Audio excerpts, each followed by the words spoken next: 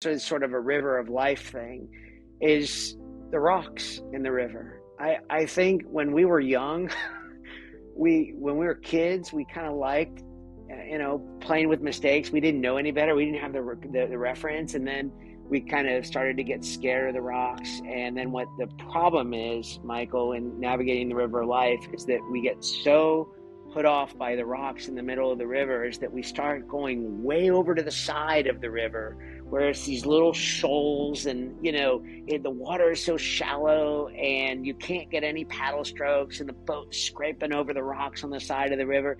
It's a horrible place to navigate the river of life. The thing about being out in the middle of the river and what I call aiming for the rocks is that when you aim for the rocks, and these are the challenges, these are the consequences, these are the things that sort of make you feel a little bit nervous, bring a little bit of friction into your life, is that every time we confront one of those situations, we almost always pass it feeling a little bit better. This episode is brought to you by Pause, Breathe, Reflect, the app that can help bring more mindfulness to your everyday moments. Imagine what would be possible if more people could live more mindfully. Well, hello there, my fellow like-hearted humans. It's Michael, and this is the Kintsugi Podcast. And this week we have another, surprise, surprise, wonderful story of connection. He's like-hearted just like you, and he's also a gold medalist. I sat down with Jacobi at the start of the Paris Olympics. He won his gold medal at the Barcelona Games in 1992. And through our conversation, we talked about what it took for him and his partner to win that gold medal. But most importantly, we talked about the lessons he's gained through competition and a life on the water, sometimes in a river, and today, surfing the waves of the Mediterranean Sea. Doesn't that sound pretty awesome? And wherever you happen to be in life, whatever you happen to be doing for your career, Joe's wisdom is relatable and practical. And I know you're going to want to share this episode with your friends and colleagues. So if our conversation resonates with you, I hope you'll do just that. And if you haven't yet left a kind review for the podcast, I hope you will, so other people can find our Kintsugi spirit, so they can also celebrate their golden symbols of strength and resilience. So let's get into it. Settle into a comfortable position and take a healthy breath in and a nice, slow, releasing breath out. And get to know Joe Jacobi. Joe, good to see you, my brother. How are you feeling? Michael, it is so great to be here. I've been so excited about this conversation. Let's get into it. So as we sit here, the Paris Games are going on.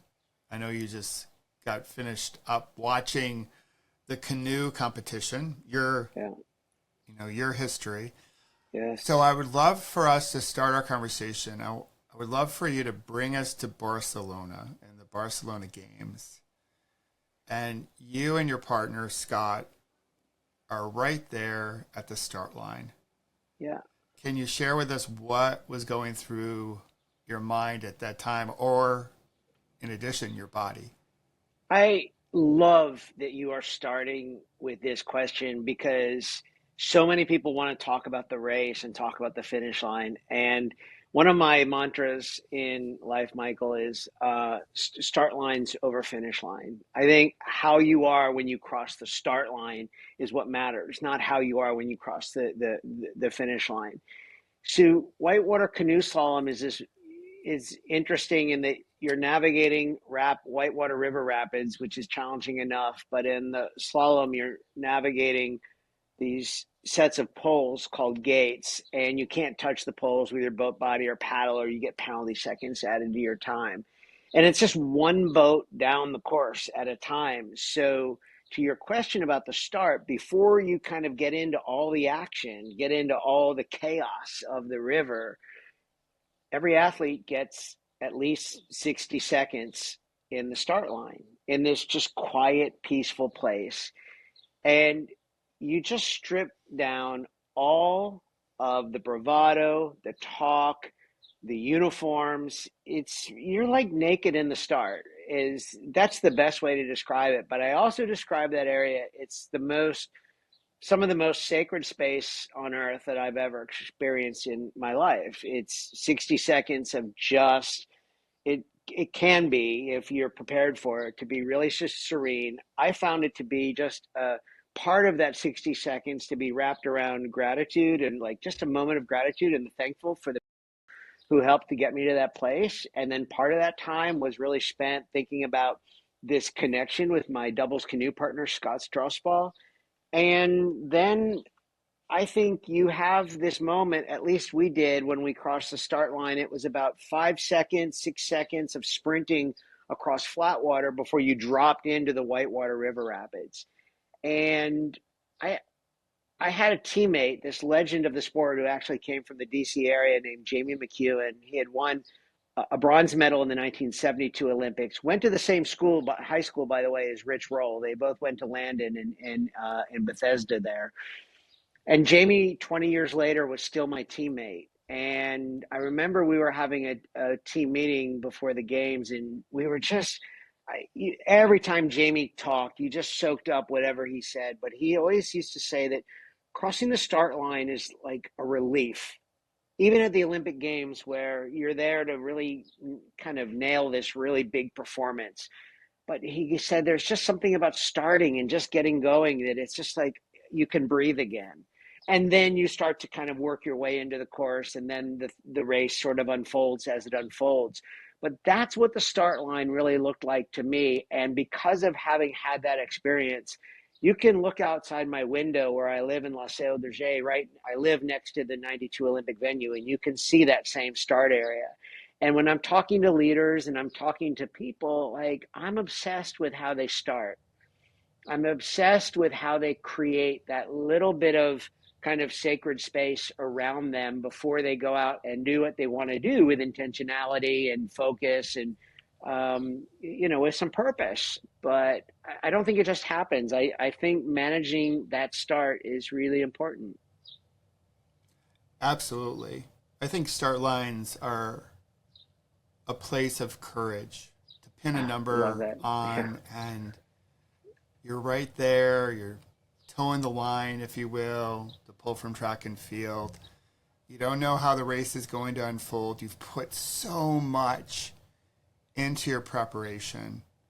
It takes courage then to show up and say, we're going to do this. So as you and Scott are there, what were your goals? Because in popular culture, especially here in America, it's like, we're going to go for the gold medal. But we also know intellectually a whole bunch of athletes, I think there are 11,000 athletes in Paris right now.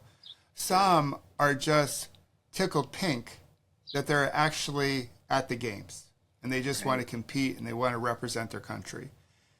And a small percentage of those athletes have a chance to win gold.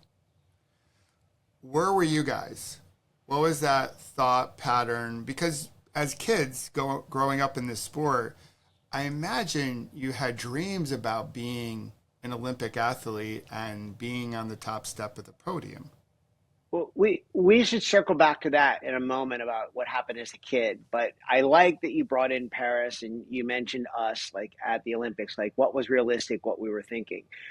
I have a hard time believing that any of those 11,000 athletes go to the Olympic Games and lay in their bed at the Olympic Village and don't dream, even if they know that it's not a chance. But how can you not be there? Like, the whole place is designed to make you feel like $1 million. It's designed to make you feel like the best in the world. How can you not, like, even if you don't have a chance, at least dream that dream for a moment? So, okay, we certainly did that as well. Realistically, what did our results look like kind of going into the Olympics?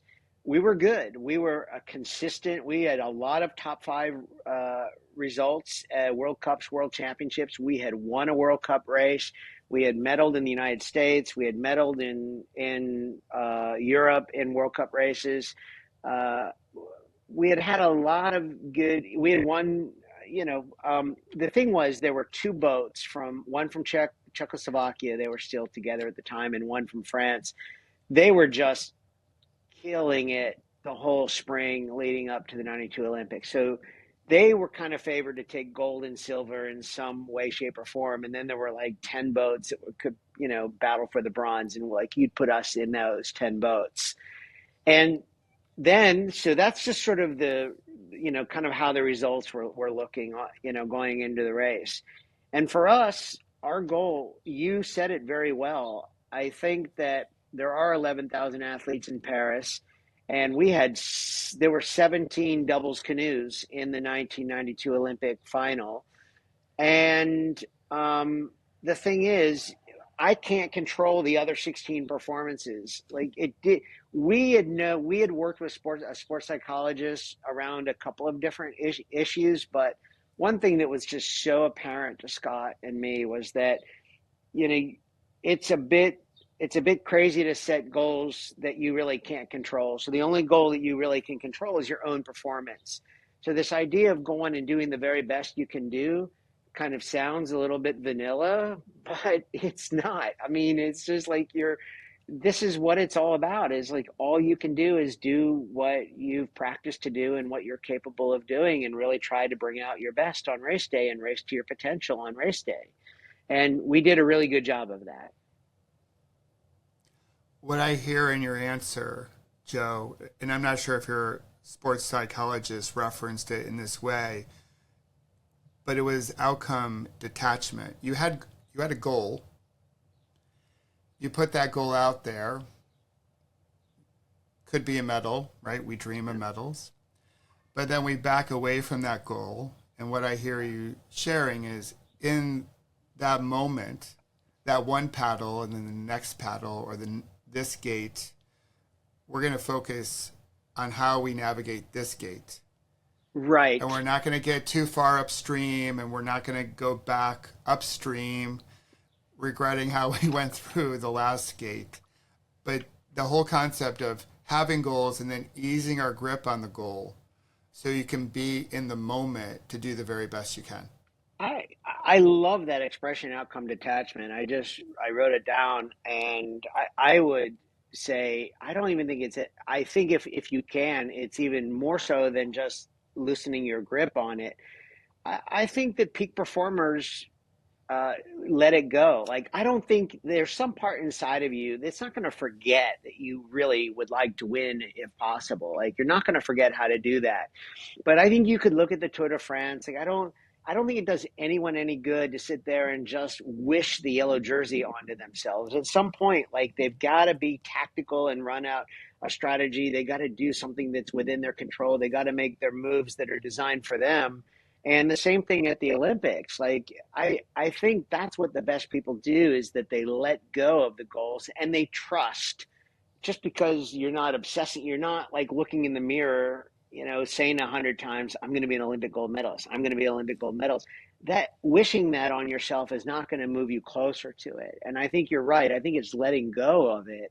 And it's so counterintuitive, but that opens up the space to then start taking steps and really figuring out where you're going to push up, where you're going to kind of take some rest and kind of let go a little bit and recover some energy. And yeah, I think that's the way that gets done. I don't think anyone does it by just talking and thinking themselves into it.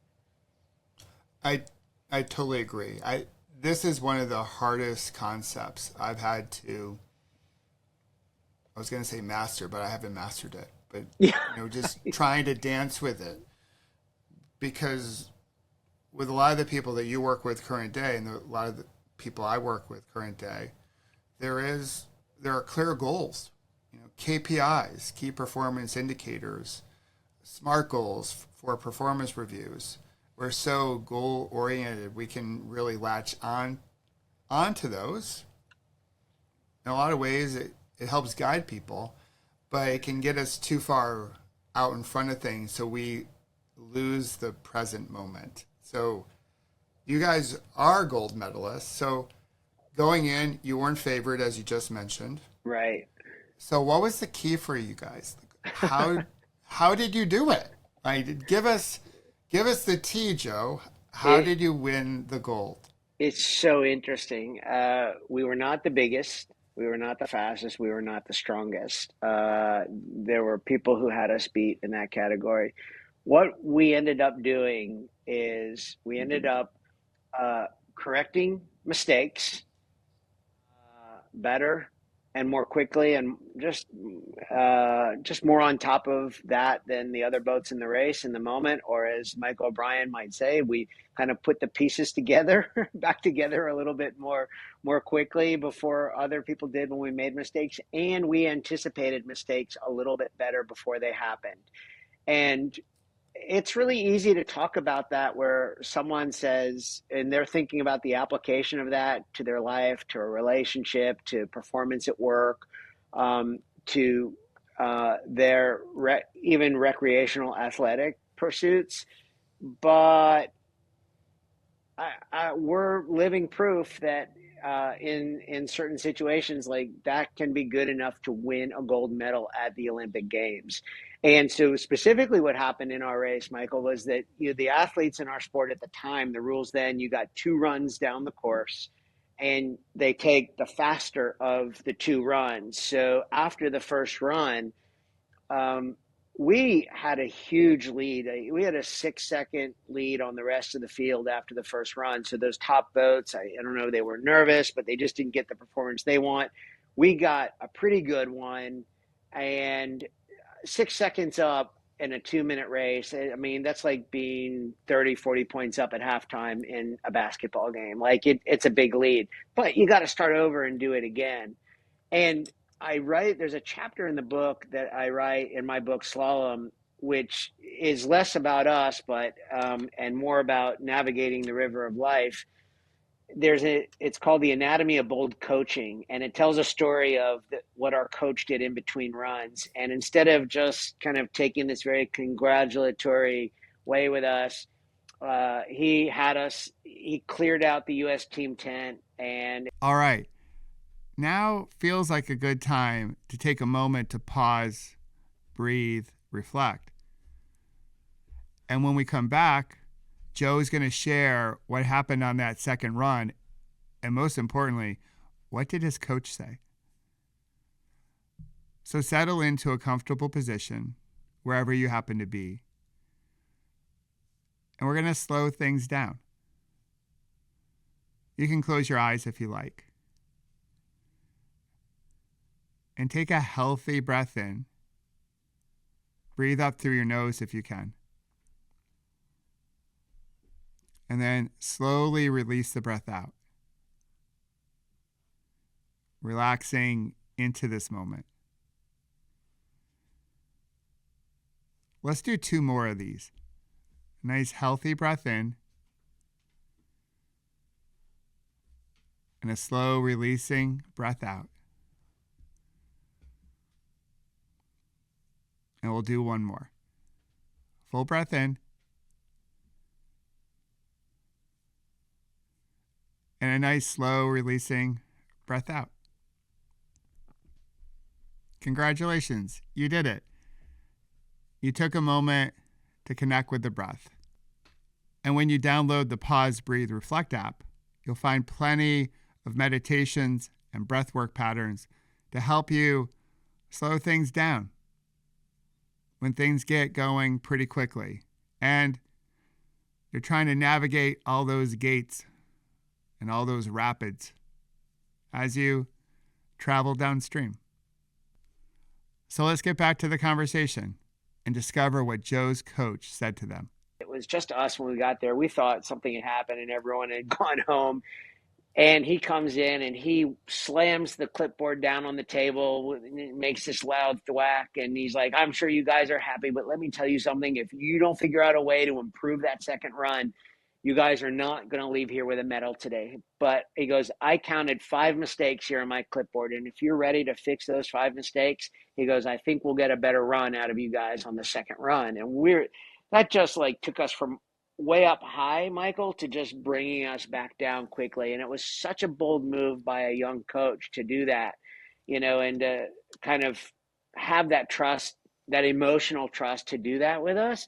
And it reset everything. And at the 1992 Olympics, my canoe partner and I, we were the only ones to win both runs of the Olympic Games. We were the only ones. In fact, the other 3 competitive categories, the athletes that were winning after the first run, they failed to improve on the second run. They dropped 2 places to the bronze position, and other people won. And had we not improved, we would have dropped to the bronze position too. So we were the only boat at the 92 Olympics to win both runs. And it was a really big credit to our coaches, but it was all about correcting mistakes and kind of, as Michael O'Brien would say, putting the pieces back together.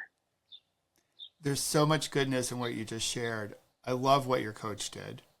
Yeah, because he could have, maybe not at the moment. Who knows? But yeah, a little deflated because you guys are on a high. But this whole notion of going after incremental or marginal gains as a way to continue to shape your craft and get closer to mastery and that gold medal. And for a lot of folks out there, moving it from the Olympics to just everyday society, we can make a lot of different marginal gains, just small little adjustments that can make a huge, huge difference. The other thing I loved about what you shared was this whole concept of course correcting. Often in life and often in sport, we visualize great success, that everything's going to go smoothly. Yeah. And we know, though, intellectually, that things don't always go as planned, right? I think Robert Burns wrote, the best laid plans of mice and men often go awry. Yeah. And so when I rode my bike across the country, part of my visualization was to visualize things going wrong and how I was going to respond to them. And that's not being pessimistic. That's just being honest and realistic, maybe pragmatic, that things are going to go not as planned. And so if you can meet those moments with a little bit more grace, then you can prevent, I guess my language, a bad moment from turning into a bad run or a bad day or even longer. I think I love that. I think this is a really hard, I think you're right. I think this is a really hard one for people. I think people are really trying to visualize perfection and like what the really good days look like.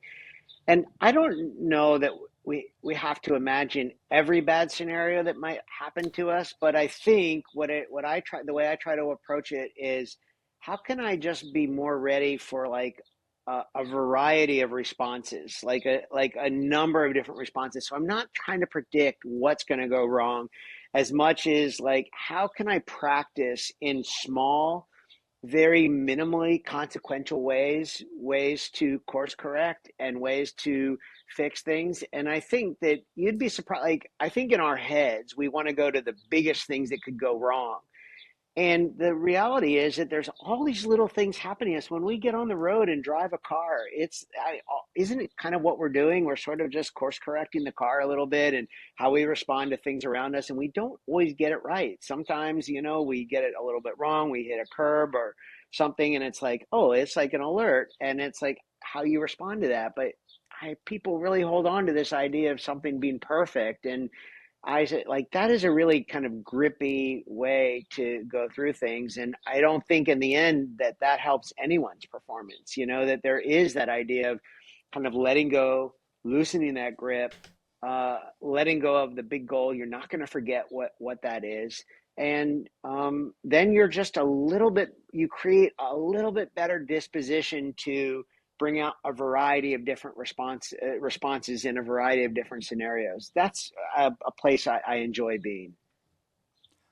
I really appreciate what you said about perfection, because you often hear from sports commentators, really around the Olympics, that was a perfect run or that was a perfect routine.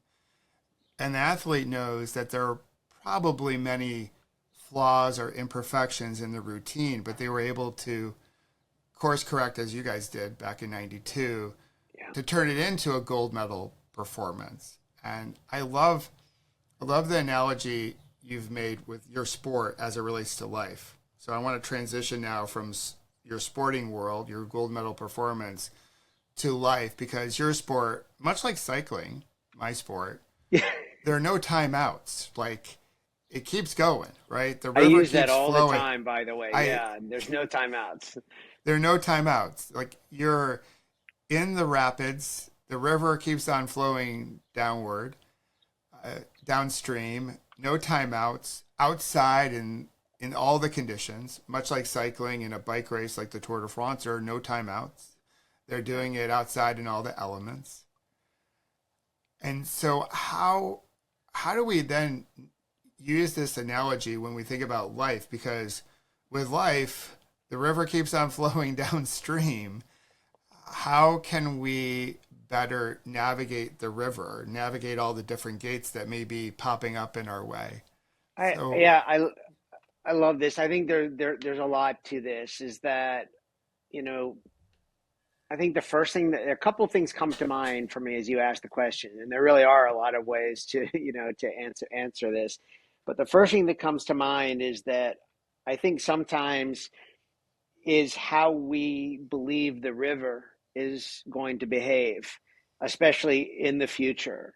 I think we always believe that like killer Death Fang Falls is right around the bend, and we're going to go over this 100-foot waterfall, and we're all going to die. We don't have any paddles and life jackets, and we're going to land on rocks, and that's the end.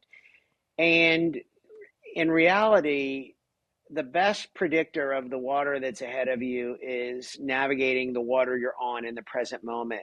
Usually what people I think are most scared of is not that this idea that they're headed towards a horizon line with a 100-foot drop off below it. But I think most people in reality, they're just navigating a bend in the river, and they can't see around the bend. No one can. You cannot see around the bend of a river. But the best way to navigate the bend is to be as present as you can on the water that you're on in the moment. That will actually put you in the best disposition to create the most speed, the most opportunity, the better disposition. You can always cut back speed that you don't want from the river, but it's very hard to get speed that you don't have from the river. And so you can only do that by being present on the water where you are. And then secondly, the other thing that comes up for me in your question, so it's sort of a river of life thing, is the rocks in the river. I think when we were young, when we were kids, we kind of liked, playing with mistakes. We didn't know any better. We didn't have the reference, and then we kind of started to get scared of the rocks. And then what the problem is, Michael, in navigating the river of life, is that we get so put off by the rocks in the middle of the river is that we start going way over to the side of the river where it's these little shoals, and the water is so shallow and you can't get any paddle strokes, and the boat's scraping over the rocks on the side of the river. It's a horrible place to navigate the river of life.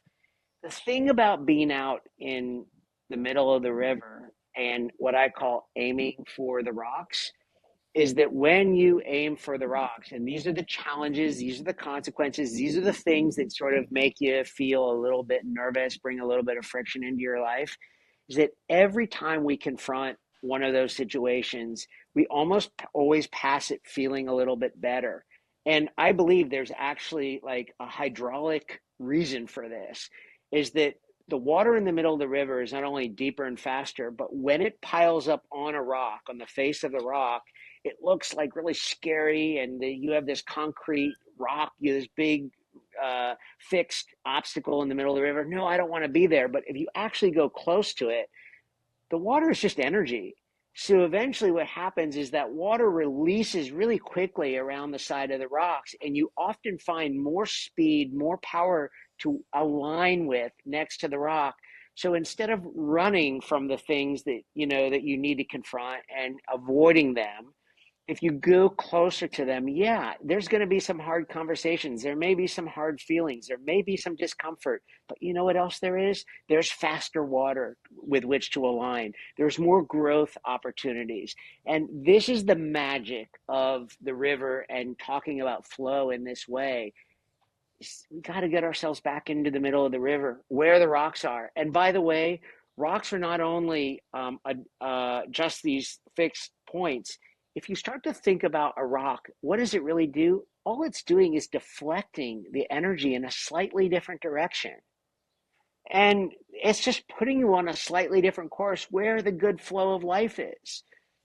That's where we like to be, but it's so easy to catch yourself. And I don't mean a few days, a few weeks, a few months. For some people, it's like years and decades of avoiding something that really needed to be confronted a while back. But you get so used to being hung up on those shallow shoals on the river of life. And I'm trying to get people back out into the middle of the river again. So good. Oh, I love what you just shared. And there are a whole bunch of people that are not only just on the sides of the river near the banks, they're up on the banks. They're not even touching the water. They've checked out of life so much. They're back at the boathouse watching other people do their dancing on the river. So I love the fact that you're committed at this point in your life, really your whole life, of getting people on the river in the deeper water, in the faster water.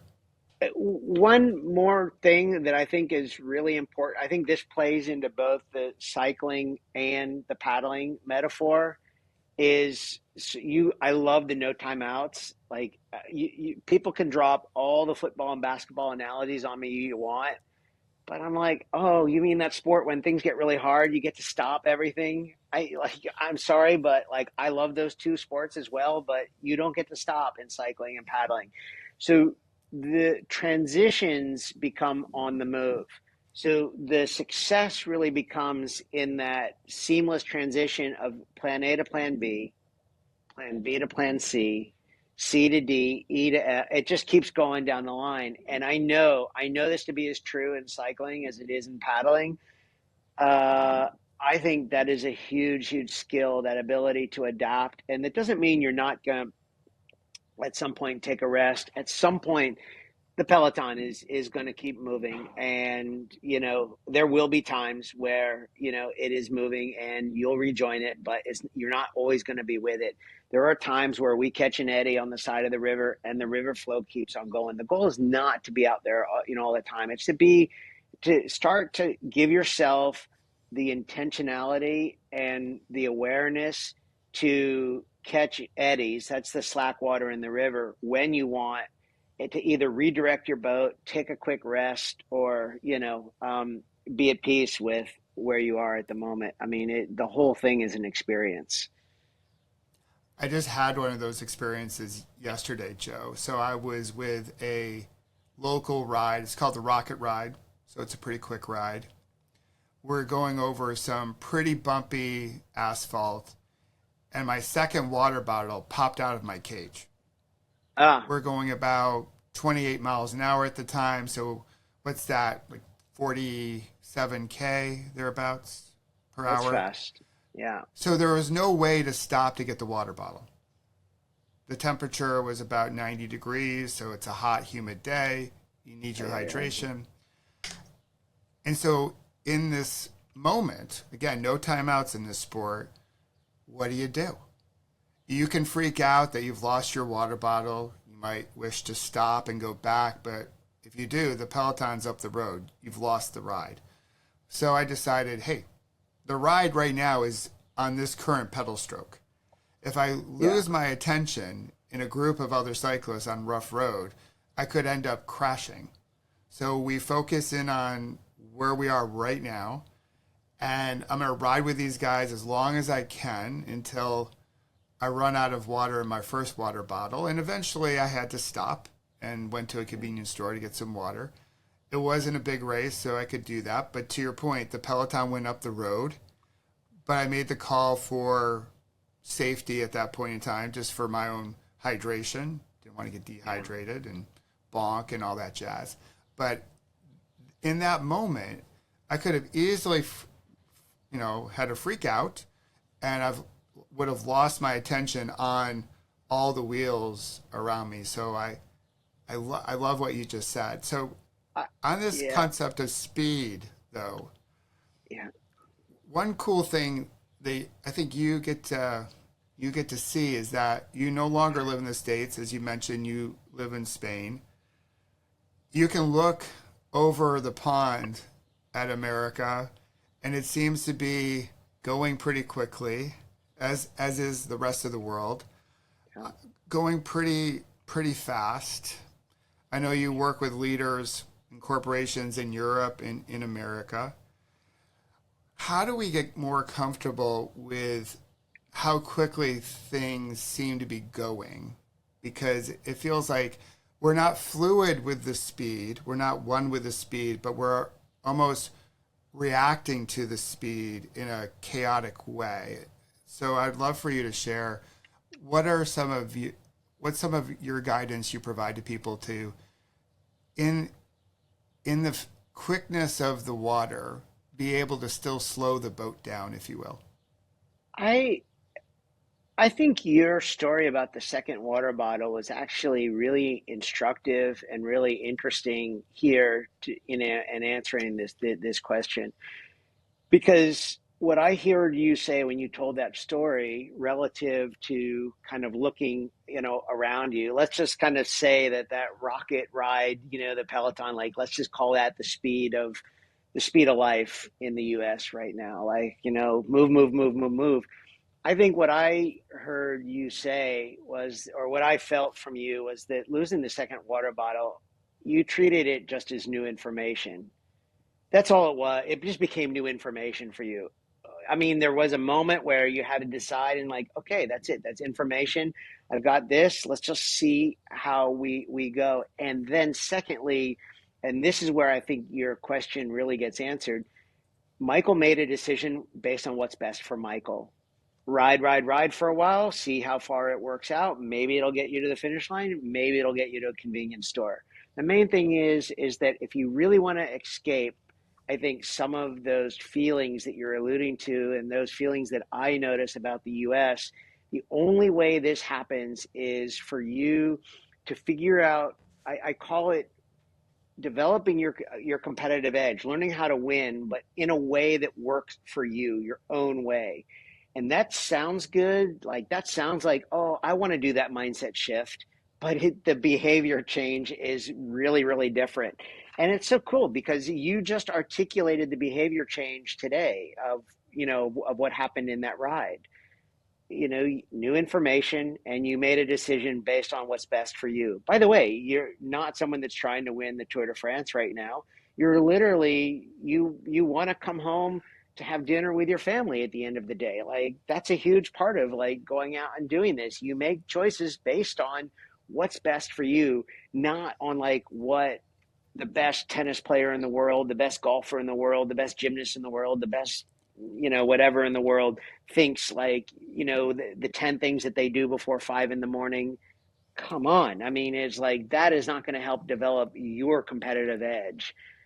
We were talking about this before we recorded. It takes a lot of patience to sort of learn how it is for you to compete. And by the way, when I say compete, I think there are some challenges when you completely go overboard and be like, I want to win everything. And you do like the tight grip, double fisted. And on the other side, I think it's a pretty dark place to be like, I never compete. I just want, I mean, I think we go back and forth on this competitive edge, but I think if I can help show people like a sliding scale, a scale that was created by them and for them, and put them in that zone and help them start to get more comfortable based on what they decide is best for them and not what other people decide is going to be best for them, I think that is going to go a lot closer to what I call this midlife peak performance. It's just kind of a coin that I've been playing with, but I think the difference between that midlife peak performance and like peak performance when I was an Olympian, The only difference is that in midlife, you better define it for yourself and figure it out for you, or else someone is going to do it for you, and that's going to be more challenging. That's going to be more problematic over time. That's what I believe. I love that term, peak performance for midlife. Yeah, I totally buy into it. And I know you would agree with this. One little secret of top performing athletes that can be applied to midlife is the importance of recovery. We don't see it a lot because a lot of the stories that we see in the montages that we see on the Olympics or ESPN is everyone getting after it. The sweat, the gym time, the weights, the intervals, it's all the work. And for a lot of corporate leaders, we over index on the work piece of it, like work, hustle, grind. But there isn't a slide or a snippet in that B-roll on the athlete recovering. And as we get a little bit older, that recovery is ever so important if we want to keep in the game. If not, we can end up getting hurt pretty quickly. I've actually, I'm working on something. I'll describe it right now. It's sort of a model. One is it sort of combines two models into one. So the one is called the performance pyramid. And if you imagine a triangle, top point of the triangle, think of that as game time. And then on the lower left-hand side of the triangle, you have practice time. And then on the lower right side of the triangle, you have recovery time. All right. So there's going to be these 3 points of the triangle. You need to be in all three. And by the way, in sport, you typically have a lot of time to practice for a little bit of game time. Most of the sales leaders I coach, they have a lot of game time and very little practice time. So my message there is like the sales leaders have to be really, really deliberate about what they get to practice. Like when you're an athlete, you get to make a lot of things up as you go along, but in sales, there's less time, but it's got to be there. The second part, now you've got this triangle, and I want you to imagine like three areas inside of the triangle. At the lower level, you have what's called training to train. The middle level, you have training to compete. And at the top level, you have training to win. And I love this. I think what happens is everyone believes they want to operate at the top of that triangle. I want to be in game time and training to win mode all the time. But you know this, the only way to be successful in cycling is that you better be good at coming down the mountain. If you're going to be good at going up the mountain, you better be good at coming down the mountain. There will be no yellow jerseys. There'll be no wins unless you figure that out. So I think it's really hard for people to understand that there's this bouncing up and down that you're not designed to stay in at game time and training to win for very long. That's why that triangle is so small up there. You got to not just understand you're going to come down. You got to love coming down to training to train, training to compete. That means loving practice time and loving recovery time. And when you get that bottom part, and that's where most of the work is going to be done, is in the lower half of that triangle, you just got to pick your moments of where we're going to really try to kind of go a little bit bigger, take a little bit more risk, and try to get a kind of an outcome. And that's what we're seeing in the Olympics. And you're right. These are carefully crafted moments for television that just show the very peak of the wave, the performance on that. And oh my gosh, if you're an athlete, number one, that doesn't love working at the bottom of the wave, that's going to be a problem. And number two, if you don't on some level just appreciate that waves are not these permanent features, they rise, they collapse, and they rise again. And if you don't figure out what happens in the collapse of a wave, there will not be gold medals in your future. Like, getting the collapse is a huge part of the process. That's a beautiful transition, Joe, to talk a little bit further about waves. But before we do, I want to echo, underscore, amplify what you said about sales leaders. As a former sales leader, as a former sales professional before I got into what we're doing today, we do not practice very well. One, we don't spend enough time on practicing, as you mentioned, but the quality of the practice is atrocious for most organizations. And if they really want to get better at their craft, there is a need to practice better, practice with intention, and really use that time. So when it is game time, when they are in front of their customers, they're just better off. So I just wanted to capture that because I think you're spot on.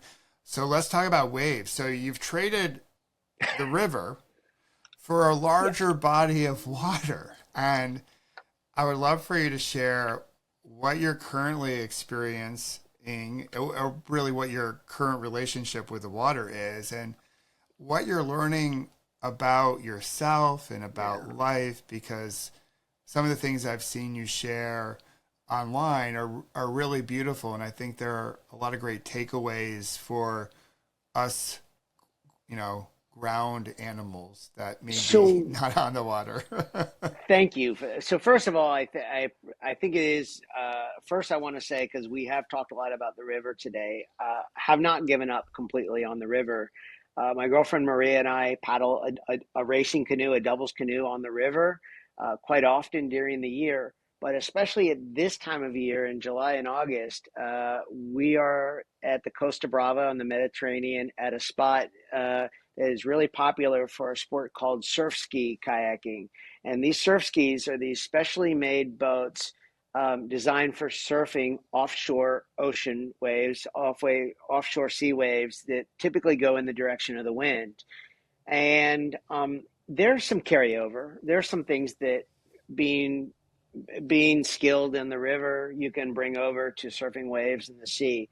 But it's so different and it's so enjoyable. And Maria and I do that also together. We do that in a double surf ski. We do that in single surf ski. It is so much fun to be out on the water.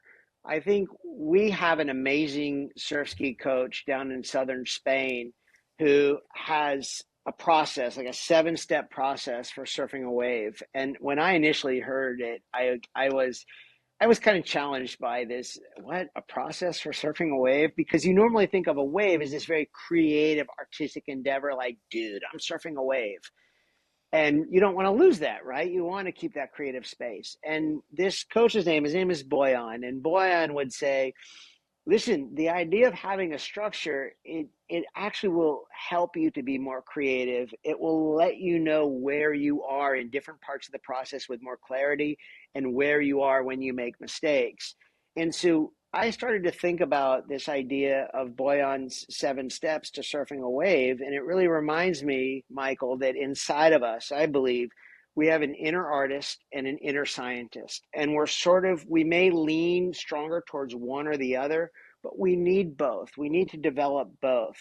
And what the waves have really taught me is that when you embrace sort of how the waves work and why they work and the different conditions, how you prepare yourself to be the best you can in the waves, then you actually have more creative expression to surf the better.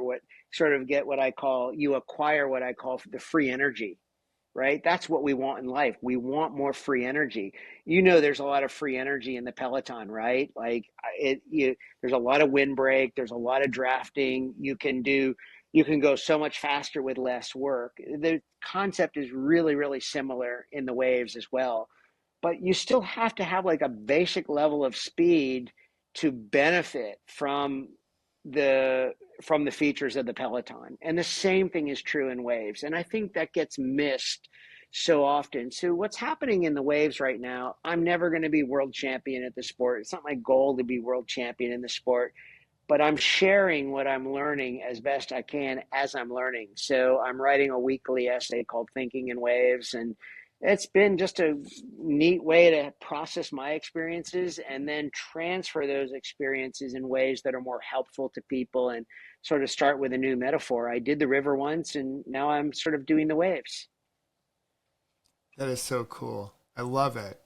And to It's your point, so much fun. Yeah, to your point, going back to the Peloton, at slow speeds, 10 miles an hour, 12 miles an hour, there isn't much benefit from drafting. But the faster you go, what it does is it amplifies the need to ride together. Because now we can go even faster together. We can go further together. And I love that whole concept of the artist within us and the engineer within us. And it's just that fluidity to pull from the water, but just this relationship. And it's not one or the other. So much in life, it's this or that. It's good or bad. And we lose sight of what's in between. And what's in between is the dance. It's the dance that we do on the bike. It's the dance we do on the river or in the Mediterranean or on the ground, wherever we happen to be. And if we can figure out that dance just a little bit better with a little bit more ease, it opens up so many doors to what life can be for all of us. So I love that you just shared that. I am having so much fun. I think at the root of so much of what we're talking about here, I think the more that we can plot out more of the things we would like to see in our lives on a scale, as opposed to just like a spot on the map. Yeah, and give ourselves that space to just notice where we are on a particular scale. Um, I try to do this all the time. Is just to sort of figure out ways to check in with myself and not judge myself. If I wake up not feeling great, I'm happy to journal about that. I'm not trying to move that needle. I'm not trying to change it. I'm just trying to notice where I am so that I can make better choices based on that. And that's really not that different of what we do on the river or what we do in the sea. And by the way, to have a good day on the bike, you don't have to be perfect. Like, you don't have to feel amazing. Like, you have so much experience and you've got so many miles in your system already. But then if you just sort of say, hey, this is where I am today, and knowing that I can make a few choices and a few adjustments and position myself a little bit differently on this day. And you know what? As you do that, you'll probably notice that that disposition you noticed a couple of hours ago is really different a couple of hours later. And I think that is really important. I think a lot of young athletes want to move themselves into kill it mode. And if they're not in kill it mode, they can't win the Olympics. It's just not true. It's just not true. If their brain wasn't a factor, their body wouldn't know any different. They've trained their body perfectly to win. So if you just get over making peace with where you are, it's probably going to work itself out for most people. I've seen a lot of medals won in the Olympic Games with people that weren't feeling 100% great. You don't have to feel 100% great to win the Olympics. What you got to do is you can't pretend you're 100% when you're actually like at 45. I think that's true for athletes and leaders and humans alike. I think just Yeah. this opportunity to check in with ourselves during the day to see how we're doing without going crazy with the judgment, but just checking in, listening to the body, connecting with the breath. And then from there, we can map our course as we continue into the day.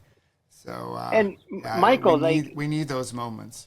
that seems to be the premise of your work today. If just from what I can tell by having listened to your conversation with Rich, having listened to this podcast, is I think the app, I think your community, it seems to be all going towards trying to create just a couple of more moments of pause during the day. And I think if we can I love that about what you're doing. Like, I cannot say what a gift to the world that is, but that, from what little I know about you, that seems to be the thing. That seems to be the gift. You're creating all these mechanisms to help people just stop. What's going on here? Where am I on the performance pyramid? Where am I on the sliding scale? Where am I on anything? And by the way, my spouse over there, where are they? My sales team, where are they? And it's just that little bit of pause. Oh my gosh, it just changes the intentionality and performance of everything.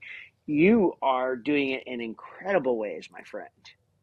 Well, thank you, Joe. I should hire you as my chief marketing officer, because that's exactly what I'm trying to do. I'm trying to help people give themselves permission to take a few more pauses during the day, connect with the body's regulator, the breath, and then in that moment of reflection, be thoughtful about how we're going to go forward. And in that moment of reflection, it can be about gratitude, it can be about game planning, it could be about course correcting. But if we pause frequently throughout the day, as opposed to just trying to front load everything in the morning routine, which Right. many of them have gotten out of control, we sprinkle it throughout the day, little bite-sized pieces. Just, hey, let's check in, how we're doing, mid-morning, lunchtime, mid-afternoon, dinner time, evening, look back on the day. What it does is it helps us see the day more completely. We see more options.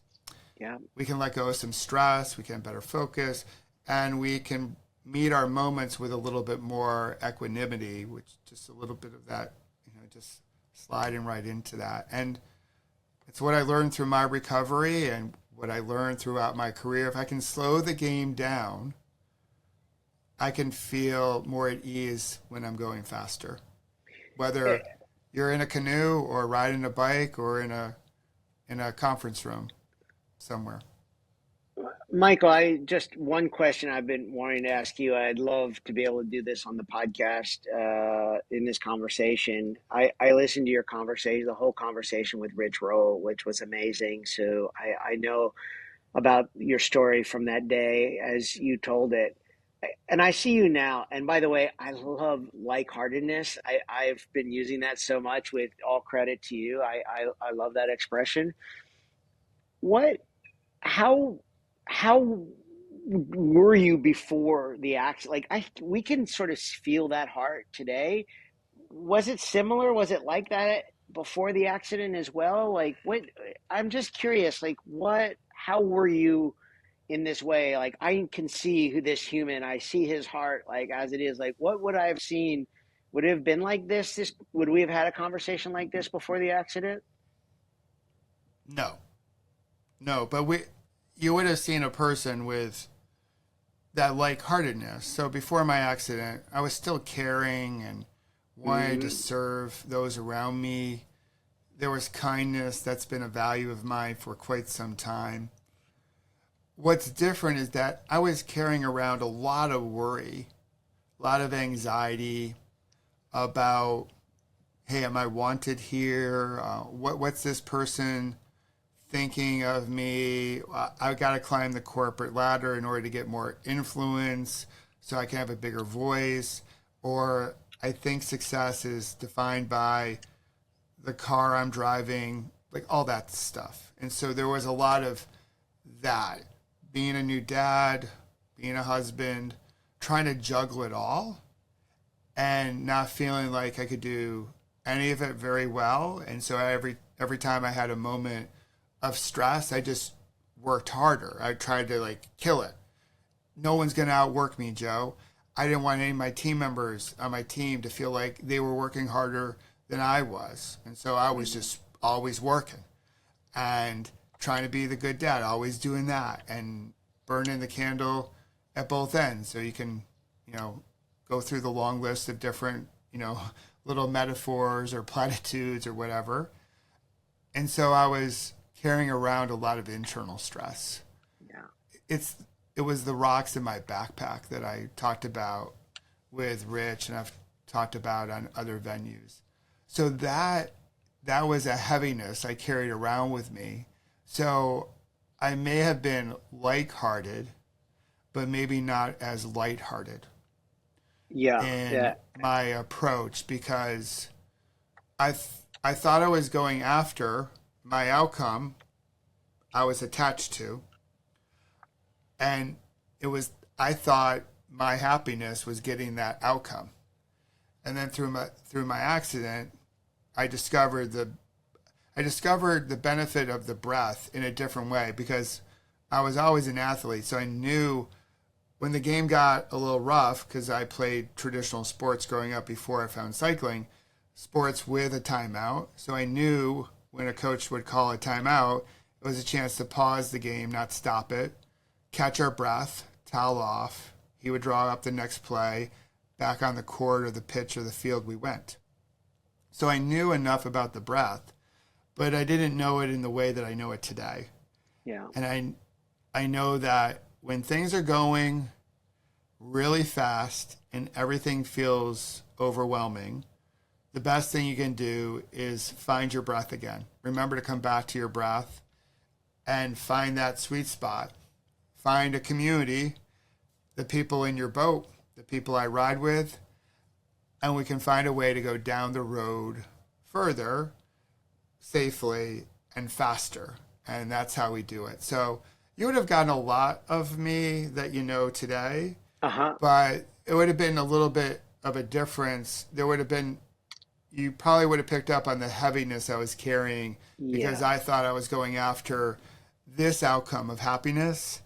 And I discovered through my recovery, that's not the ticket.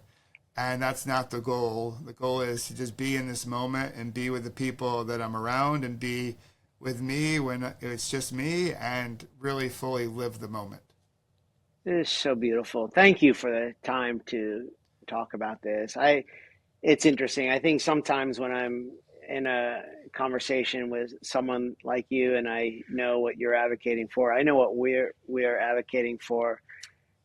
I know it's not the quick fix that so many people are there's so many people that are looking for that. And it is really nice to know that people are listening to this that I think are the kind of people that are, willing to put in a little bit more time to walk the steps and, to find that sense of patience in the process. And I'm so glad that we're having this conversation and that you've created this format for doing that. This is fantastic, Michael. Thank you so much. Oh, thank you, Joe. And I love what you're putting out in the world as well. So is there anything I should have asked you, but I didn't ask you? I think we covered a lot of good ones. Should we have the opportunity to do a second episode one day? That would be wonderful. But I think for the first one, we've done a great job today. And I think as much as anything, I feel like we're building a new friendship as well, which I'm really looking forward to. Yeah, I appreciate you, brother. Yeah, thank you so much, Michael. Me too. So much wisdom from Joe. That was awesome. So timely too, right? As we celebrate the Olympics. And the cool thing about Joe is that he reached the pinnacle of his sport. And now, really since that time in 1992, he's been sharing the wisdom he's gained through competition with others so others can excel. I just love the generosity of Joe's spirit. And if this conversation resonated with you, I hope you'll share it with your friends and your colleagues and your family members. And if you haven't left a review yet for the podcast, I hope you will. And if I can ask, please make it kind so other people can find our wonderful community here at Kintsugi that is filled with like-hearted people like you and Joe. So Joe, thanks again for coming on the Kintsugi Podcast. And I also want to thank you because I know time is your most precious resource. We can't make any more of it. So the fact that you decided to spend some of your time here listening to Kintsugi means the world to me. So thank you. The world needs your energy. The world needs your ripple. And if you're ever interested in connecting and talking about how to prevent a bad moment from turning into a bad day or longer, or the value of mindfulness, I'll put a link to my calendar in the show notes. I will also, in the show notes, put all the different ways you can connect with Joe. Get his book, follow him along, become best buddies with him, whatever you want to do. But I hope you will follow Joe and let him know that you heard about him on the Kintsugi Podcast. And until next week, let's celebrate our scars as golden symbols of our strength and resilience. And may peace be with you. This episode is brought to you by Pause, Breathe, Reflect, the app that can help bring more mindfulness to your everyday moments. Imagine what would be possible if more people could live more mindfully.